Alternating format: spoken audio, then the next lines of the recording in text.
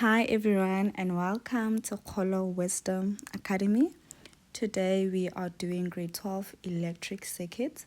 But first things first, I would like us to start with grade 10 and 11 revision because this is very important. It builds a very strong foundation of electric circuits, and if you don't understand the foundation, it's going to be very difficult for you to fully grasp what is happening in grade 12 electric circuits. Right. This topic forms part of your paper one, and it is out of 150 marks. It also falls under electricity and magnetism on your exam guideline, and it makes about 55 marks of the 150 marks. Right. So this makes electric circuit very important for you to really nail that exam. Right. So what we're gonna do, we're also going to have an overview of electric circuits. What is electric circuit, you might ask? It is a closed pathway that allows electric current to flow. Putting emphasis on closed, right? When you look here, we have a closed switch. We have a circuit with a closed switch. This is your closed switch. And you have one with an open switch, right? And the one that is closed allows electric current to flow, And so you can see that we will be able to observe the flow of current when it is closed as opposed to when the switch is open, right? And then we have the flow of conventional current and electric flow. The difference between these two is that conventional current flows from your positive side to your negative side, and your electron flow is from your negative to your positive.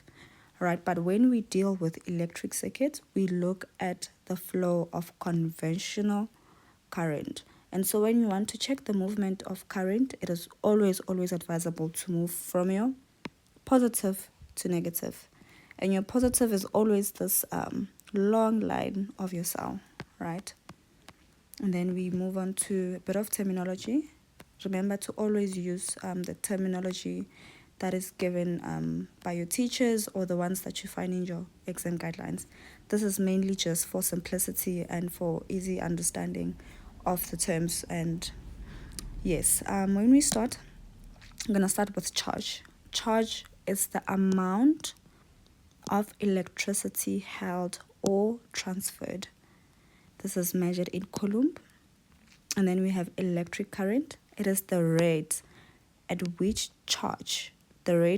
the amount of electricity flows through a conductor. So you can already see that charge and electric current are interlinked, right? For you to have electric current, that means you would have to have charge. You would need to have the amount of electricity, right? And then we have resistance. Resistance is the opposition to the flow of electric current. So resistance opposes the flow of electricity through a conductor, right? Resistance is measured in ohms. And then we have Ohm's law. This is very, very common. I'm pretty sure everyone understands it and knows it. It says the potential difference across a conductor is directly proportional to the current in the conductor at constant temperature, right? And then power. Power is the rate at which work is done. Very easy. It is measured in watts, and work is the amount of energy transferred measured in joules. I think it's very important for you to really understand and grasp these SI units, because you can be given something in kilowatts and you'll need to convert to watts, something in kilojoules, you'll need to convert back to joules, right? And then we have series circuits. With series circuits, components are connected end to end. I will expand on that. And the same current flows through all of them, through all the conductors or the components. And then with parallel circuits, components connected across the same 2 points, and therefore they have the same voltage. And then we have electromotive force. This would be very, very applicable when we deal with grade 12 stuff, internal resistance. It is the maximum energy provided by a battery per unit charge passing through it, and it's measured in volt. Right, let's move on. These are just the symbols. I'm very bad at drawing. You will excuse me. This is your cell. This is how it looks like. You have your battery. Battery is one or more cell. Two cells connected together. And then you have your ammeter. Ammeter measures your current, and it is always connected in series. And the reason why it's connected in series is because it has very low resistance, right? And current will be the same throughout. And then you have your voltmeter. Your voltmeter measures your voltage. It is always also measured connected in parallel, and it measures your voltage. It has very high resistance. And then this is the sign of your resistor.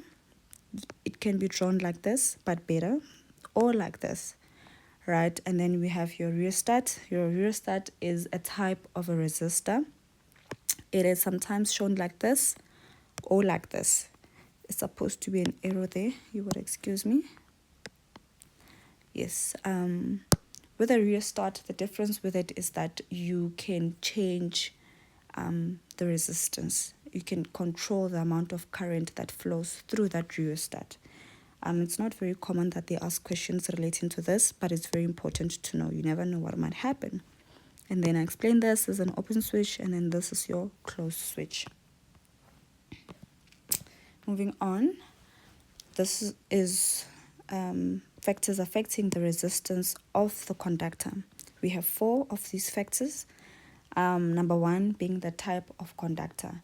What are you using, right? And metals like copper have lower resistance, very preferred. It's very common as well, while non-metals have higher resistance.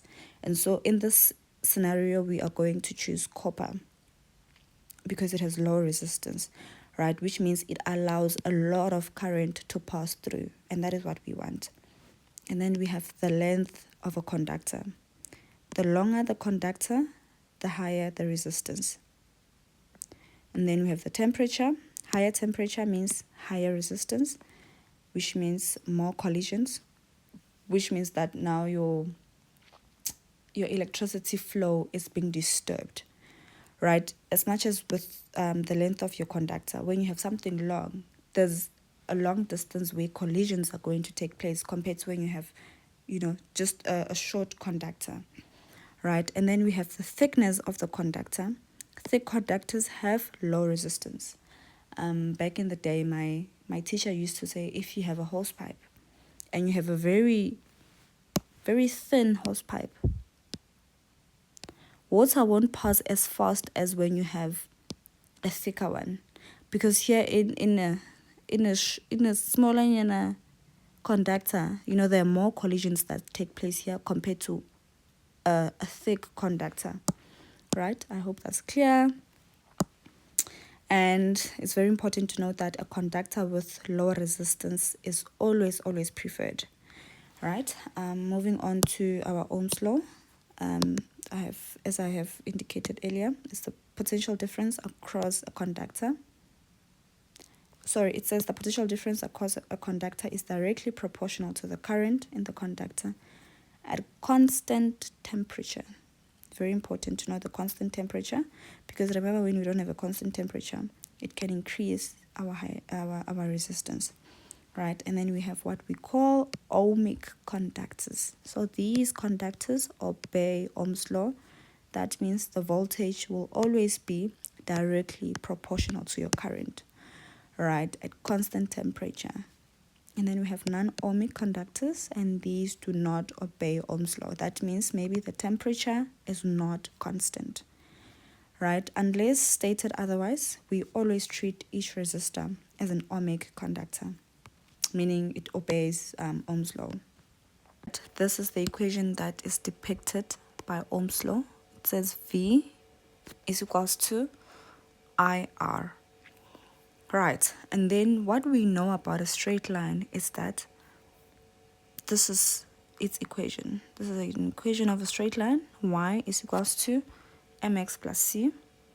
Your c, you remember, is your y intercept.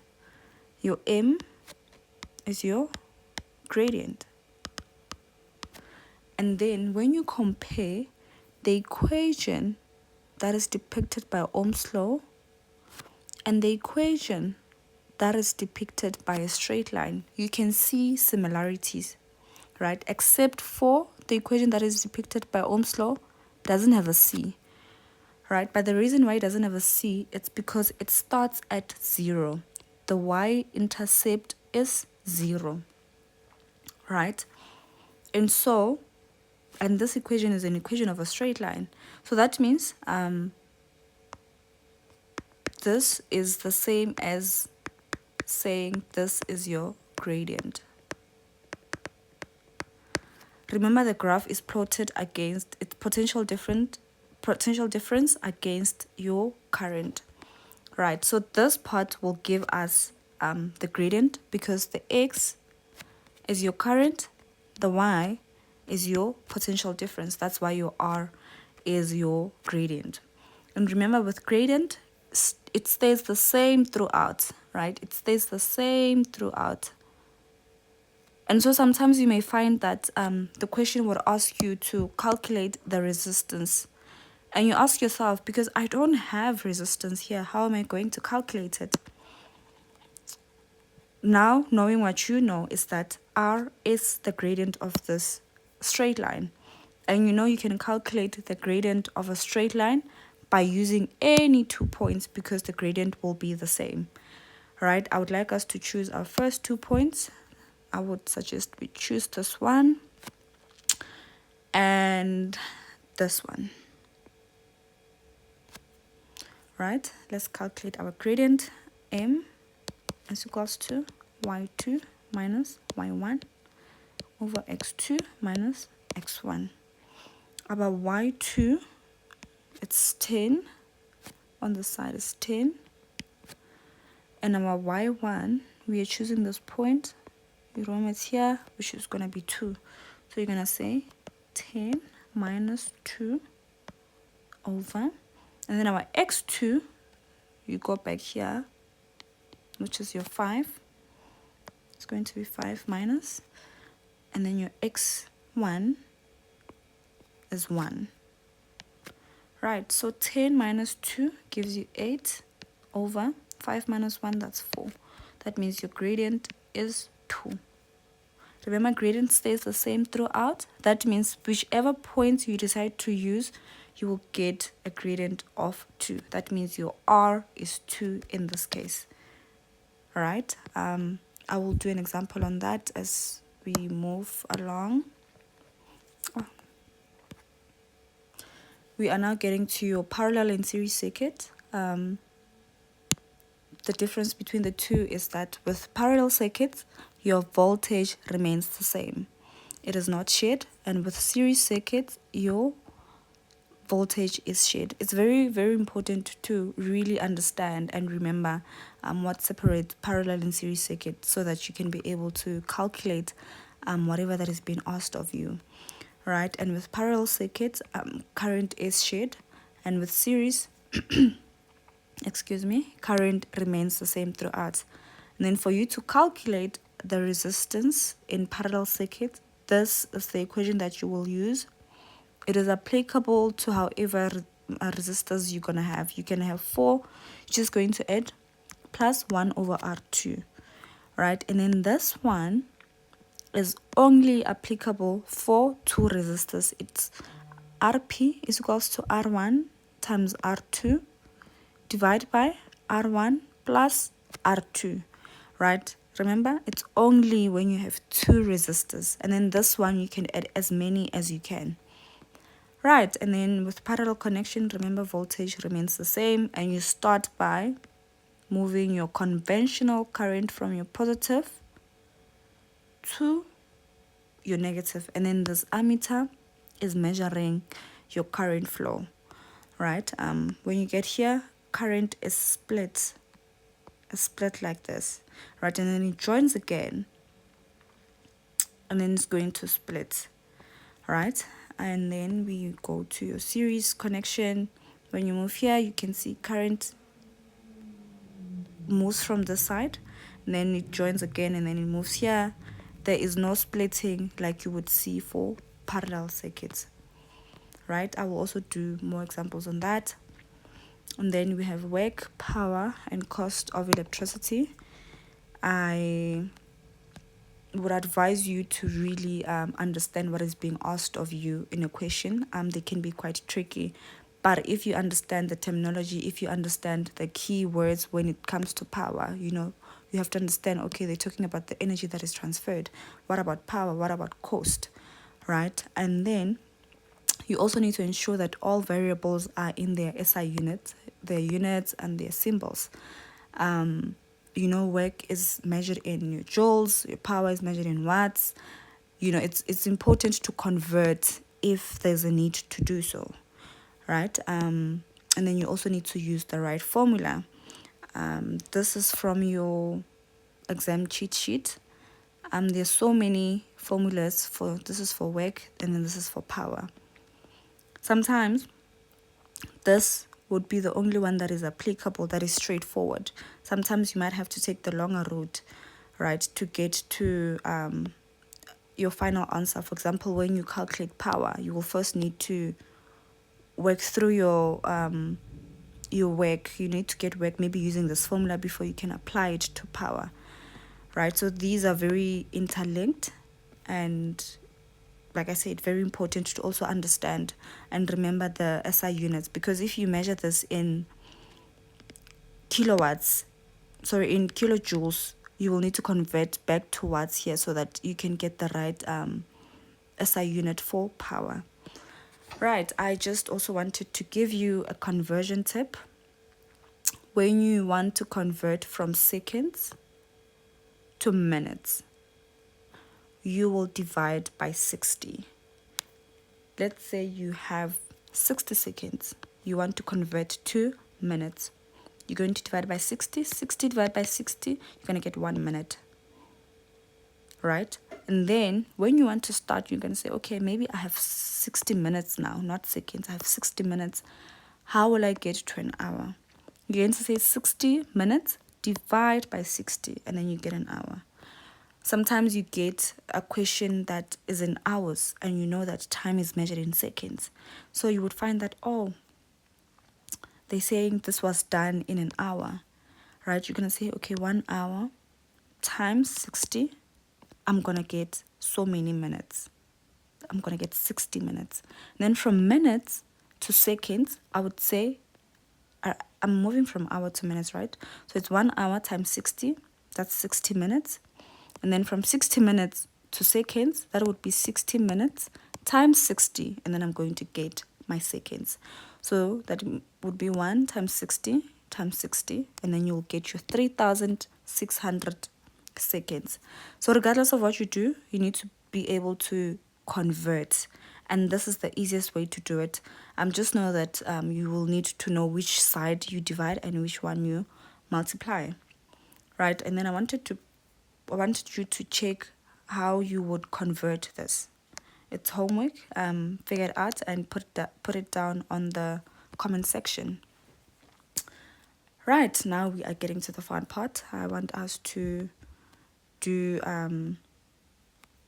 some past papers, right? From grade 10 and 11, but this is mostly just from grade 11. And because we've done a bit of revision, I'm pretty sure now your mind is awakened to this, right?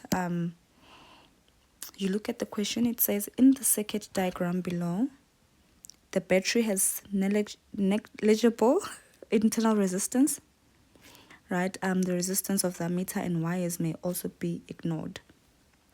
Okay, and then you look at your conventional flow. This is your positive side. Okay, my current is going to flow like this, and then it will divide to go in here, and then it will come here again. It's going to divide because this is a parallel connection. All right, you come here, that one goes there, this one goes here. So this is in parallel with whatever that is going on here, right? But then also, when you check the side, you see the first resistor, which is 8 ohms. Then the second one is 8 ohms. These two are connected in series, right? So this one and these are connected in parallel with each other. But then this one and this one are in series. I hope that makes sense. So since we have started with that, what you know about resistors in parallel is that current is going to move like this, and then it's going to be shared. Sorry. It's going to move like this, and then some current is going to go there, and then some current is going to come here because it's in parallel. But then the current that comes here will not be shared between these two because these two are in series with each other, right? And then the question is not asking you about the current. It says the reading on voltmeter 3, V3, will be equal to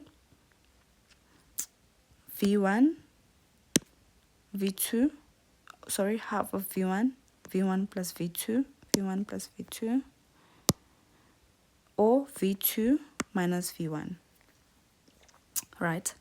We come back again. Now we apply the properties of parallel connection. When we get here, what happens in parallel connections? You know that voltage is the same, or potential difference is the same. So whatever potential difference that is here will be the same potential difference that goes this side, right? But what happens is the potential difference that goes this side is going to be now shared between these two because these two are in series with each other. So that means the voltage or the potential difference that gets here won't be the same as the one that goes here anymore because now you have two resistors that are in series, and series resistors share voltage, right? And then you ask yourself, okay, that means they're not the same anymore. But in comparison to this, you now eliminate A because you know that that won't be the same anymore since now it's going to be shared. But you ask yourself, how is it going to be shared? You also now note this part. They're telling you that it is, this resistor it is 8 ohms and this one is also 8 ohms. That means that the voltage that will come here is the same voltage that will go there, right? And remember, the voltage that went there is the same as the one that is going to come here, but it's going to be shared between these two. So that is going to be shared equally since they have the same resistance. That means the resistance that will come here is half the one that went there because the other half is going to go there. So that means your answer will be B. So that will be all for today. The next video will be me explaining a whole lot of questions, answering questions from previous years, and then after we are going to move on to eternal resistance and grade 12 stuff because now we would have built a solid foundation on grade 10 and 11 work. Please don't forget to like, comment, subscribe, and share with your friends. Thank you guys. See you in the next video. Bye.